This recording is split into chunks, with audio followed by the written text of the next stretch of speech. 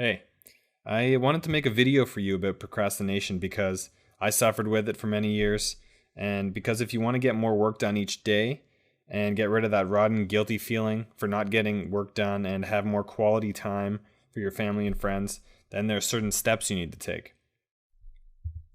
First of all, I just want to say cheers to you for coming to this video to discover more about why you procrastinate and what you can do about it. Just by taking some time to educate yourself on the subject, you can make a big difference in the way you work if you learn the right methods.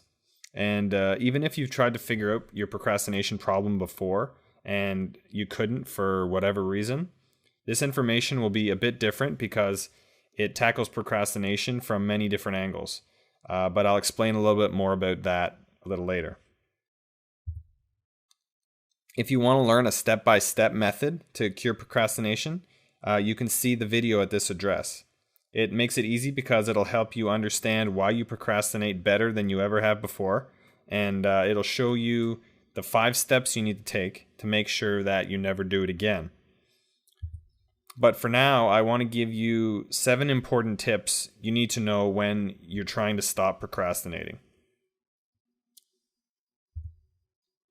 Tip number 1 is procrastination is not an inborn trait. You're not a procrastinator by nature. Procrastination is just a word we use for delaying work, but we delay work for a variety of reasons. This is one of the reasons why procrastination is so hard to figure out. Tip number 2, procrastination is a mental habit that needs to be broken. These habits form because of an underlying reason or a set of underlying reasons that trigger the procrastination. The reason may be, for example, a fear of failure that resides deep in the subconscious and can be almost impossible to detect on the surface. In order to cure your procrastination, you need to find out what's causing it and treat the cause. Tip number 3, to begin to find out the cause, keep track of the amount of time you spend procrastinating during the day and how much work you're getting done. Write down what you were doing at the time that might have caused you to have motivation or what might have caused you to procrastinate. You'll soon start to notice patterns. Now, if you aren't encouraged by how much you've been procrastinating, don't worry. Remember that you're only human and your bad work habits aren't your fault.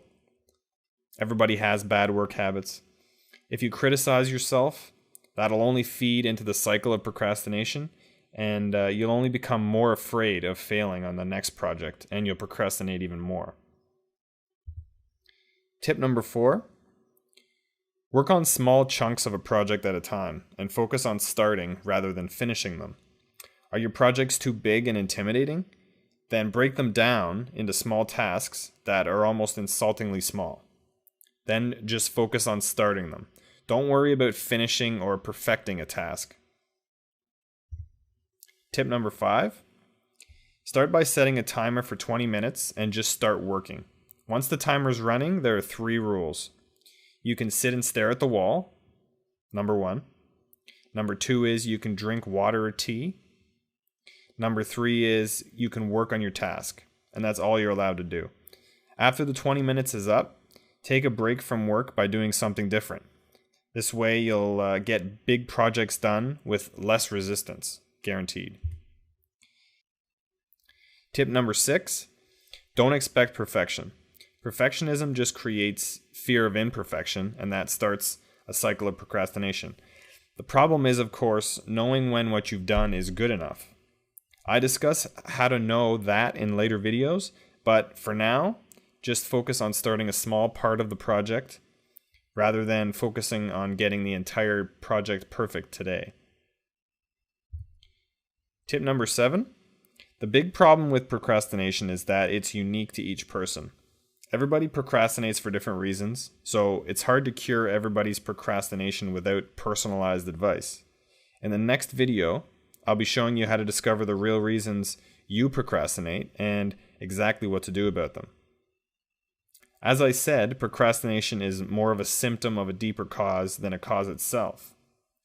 But what if you cured this cause and had complete self-control so that you could get to work whenever you wanted to?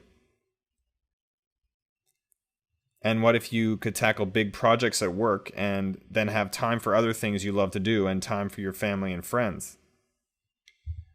What would it be like if you could finally start to get on with your life and start to achieve the way you know you can? I know what it's like to be a procrastinator, so I've created a few videos in which I show you the reasons why you procrastinate and the 5 steps that you need to stop procrastinating. The next video goes into solving procrastination in depth. To watch it, just visit this webpage here by typing it into your browser or clicking the link in the description. I've also made a system that uses strategies prolific people naturally use and a schedule designed for procrastinators that uses reverse psychology to make you feel relaxed all day while paradoxically getting twice as much work done. Work shouldn't feel like a grind, even if you don't like what you're doing. I show you how to feel better about work by tomorrow and how to stop your procrastination habit altogether so you don't have to worry about it again. So just visit this link to learn more. I'm really looking forward to showing you more in the next video. Take care.